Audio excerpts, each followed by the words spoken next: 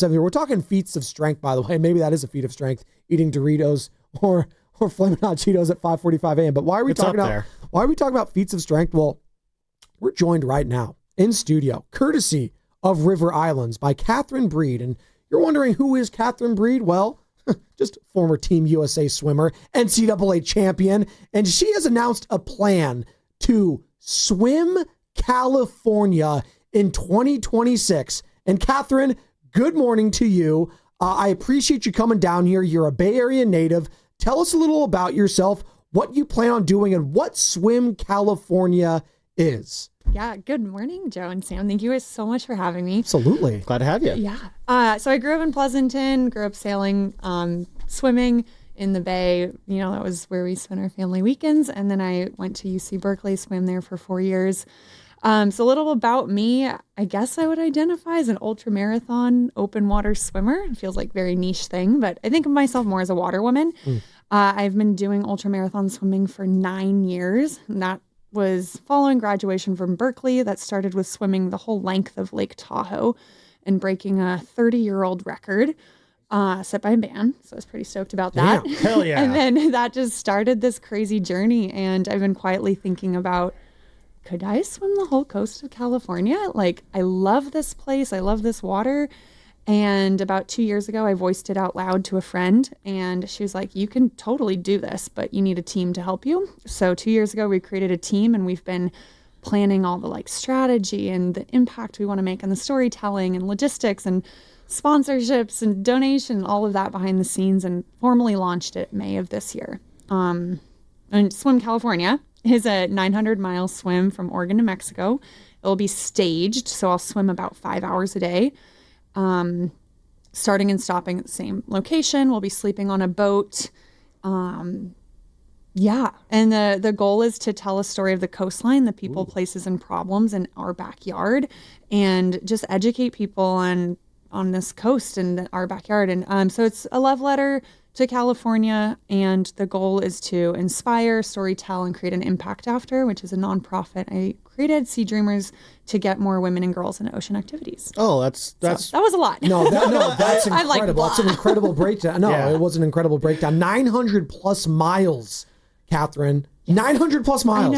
I know. I think if you think about it, it's like, for me, I'm having trouble thinking about it. No, okay. So I've been swimming since I was 4. So for me, swimming is kind of like walking.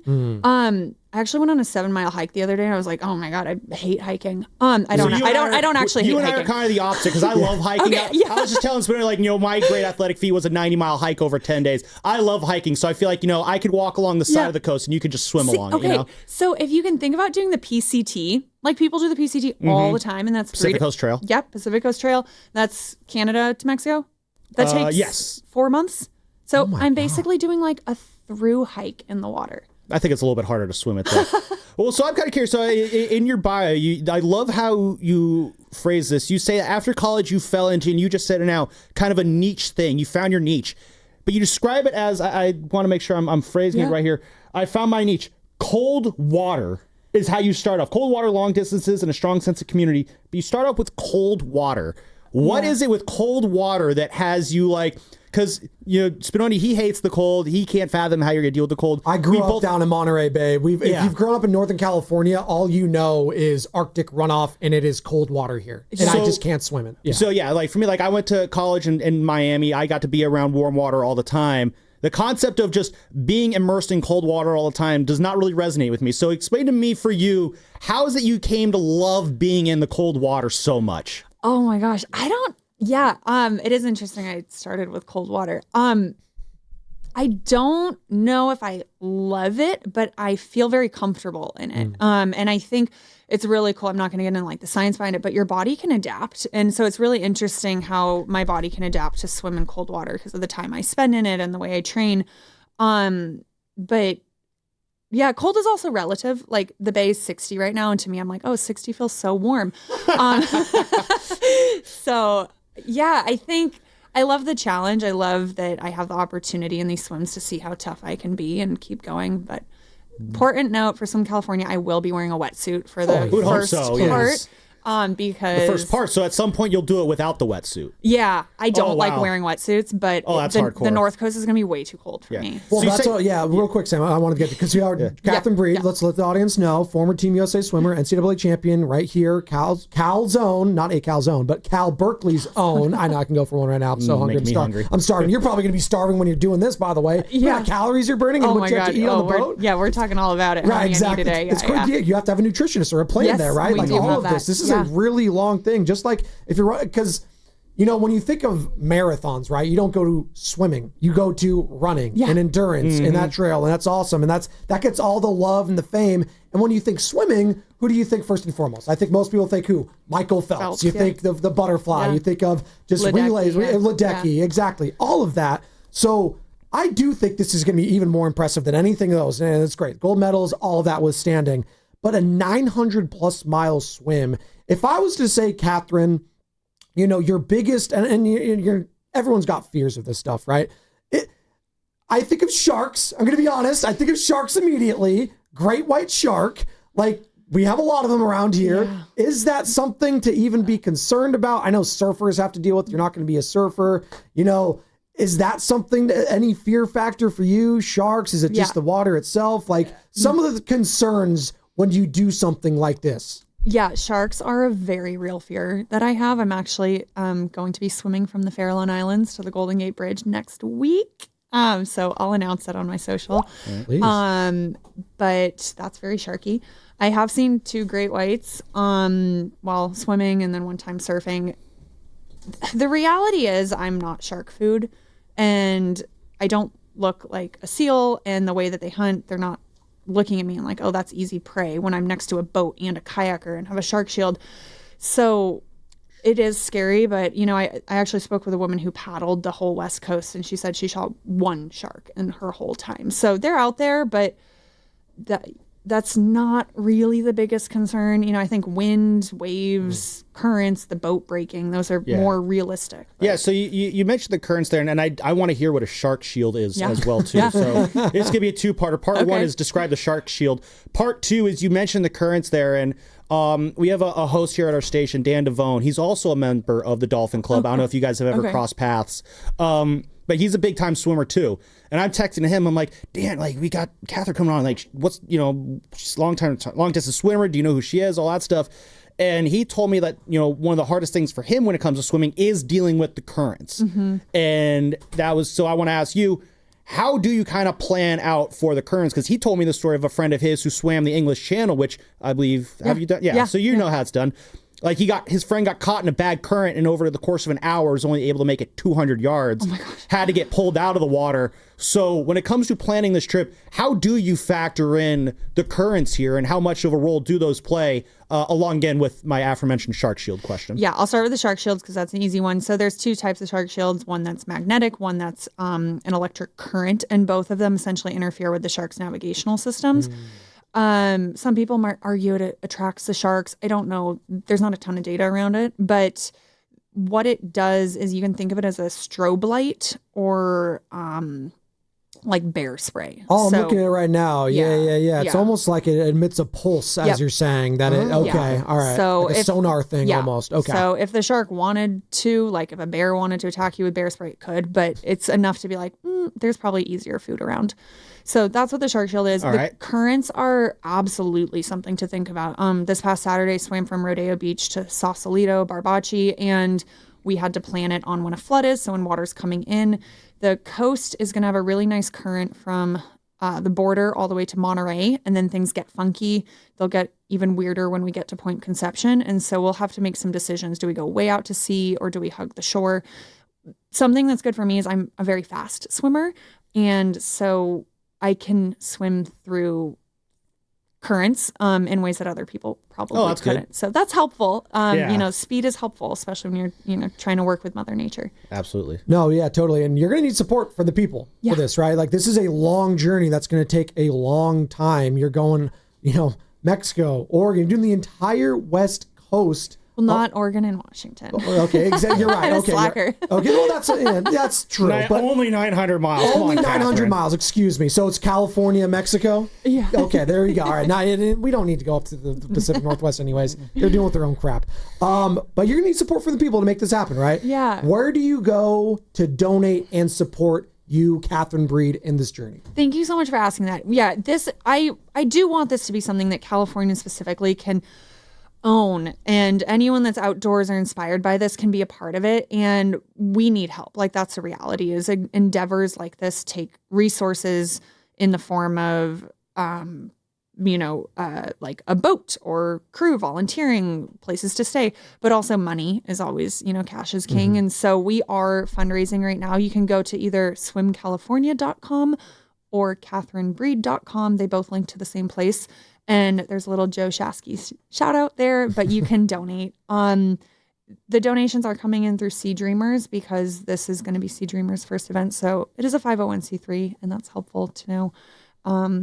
But yeah, we are looking for help. So anyone that's got like a 50-foot sailboat that wants to donate it for 3 to 4 months, give me a call. 888-957-9570. If you got a 50-foot sailboat on hand, call in and let us know. Yeah.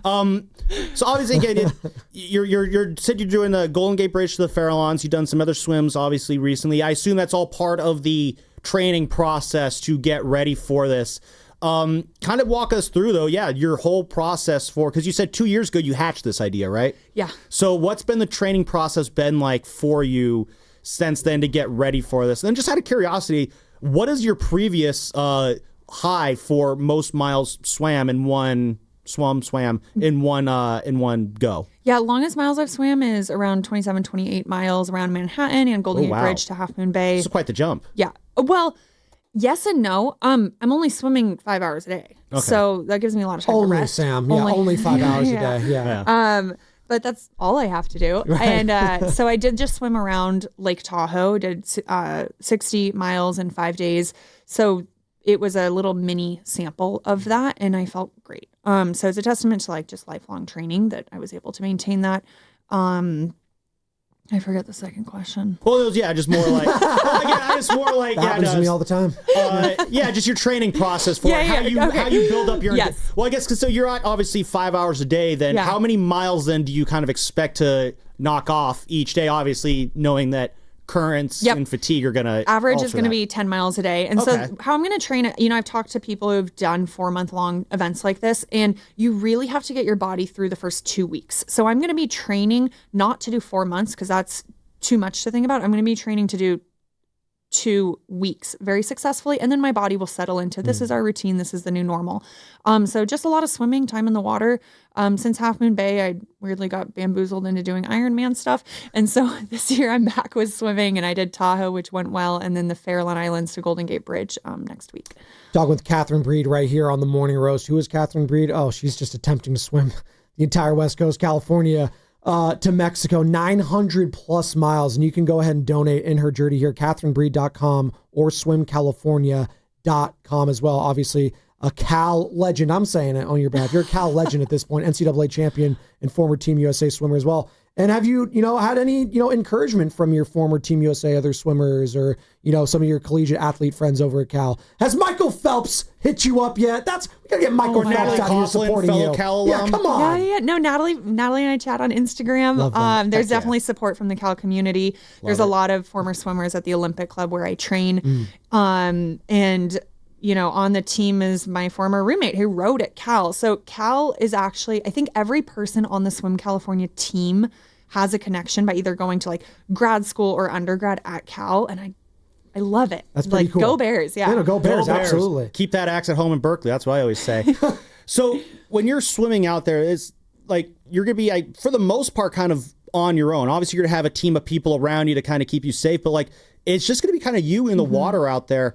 What are you going to be thinking about when you're going through the water there? Like when you're doing these long distance swims for 5 hours a day, what is going to be going through your head? Are you just kind of like, keep swimming? Yeah, it's not like you can just keep swimming. Yeah, exactly. Just keep swimming. You can have the AirPods in, right? Because it's going to, so you can't listen to music or anything. Do you have like big speakers behind, like Mad Max where the guy's like playing the guitar? Yeah, I should have that. No, that is the most commonly asked question I get is, what do you think about in sharks? What do I think about? Honestly, I go into this very cathartic state where I'm very present in the moment. And so I just focus on, one stroke at a time. What's my body feeling like? What do I need? And you kind of black out in a sense. Ultra endurance athletes will say that often. So I'm not thinking about much, truthfully. So it's kind of like almost like a swimmer's high, so to speak. Maybe, yeah. Swimmer's And high. also, They say runner's high. Yeah, swimmer's high now. Oh, yeah, she's swimming. Yeah. I know. A lot of gratitude. The coast is beautiful, and I'm going to get to see stretches of it that people very rarely get to see. And so just being, grateful that I get to be out there and do this in my life is pretty cool. I mean, it is the best coast, right? The West Coast is the best coast. We're putting this on a highlight. I know everyone likes their beaches out there, the Jersey Shore, I South was Beach, just Miami. at the Jersey Shore. I got whistled at by a lifeguard every single day. I don't understand the green flag thing. I was like, in them or out of them? Like, what? It's so different growing up on the beaches here on the West Coast and going out there. It's like a way of life over there almost, where everyone's just so nonchalant. It really is just two different worlds when you go to the beaches on both coasts. But this is pretty incredible. Yeah, thank you. Stick around because we got this little thing we call the Fast Five. It's our final thoughts of the show. We're going to hit an open, then we'll get our final thoughts. Steven, hit the open.